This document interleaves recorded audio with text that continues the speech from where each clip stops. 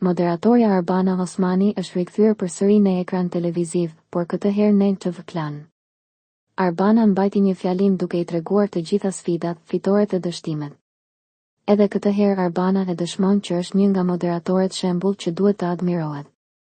Ajo tregoi se 2 vite më parë kishte vendosur të largohej nga moderimi i Big Brother VIP dhe se mezi po priste që ai edicion të mbaronte, pasi sipas saj po humbiste veten e saj, diçka më të rëndësishme se suksesi, ambicia dhe paratë.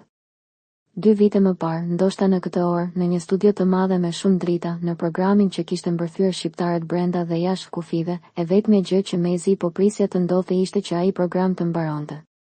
Isha në pozicionin më të lakmuar që një prezantues televiziv mund të ketë, audiencë maksimale, sukses i jashtëzakonshëm, rroga me shumë zero, kontrata marketingu, tituj në portale. Afërmendsh, kushdo që ishte afër meja aso kohë dhe dëgjonte që thosha se vitin tjetër nuk do të isha më në prezantimin dhe drejtimin e Big Brother, më thoshte se po ja fus kot, se po bëj shumë gabim. Se është maja e spektaklit, se do ishte fundi i karrierës time, se do më mbylleshin të gjitha dyert në top, se nuk ka asnjë njeri të pasvendësueshëm, se do pendohesha. Natyrisht, një pjesë dolën të vërteta.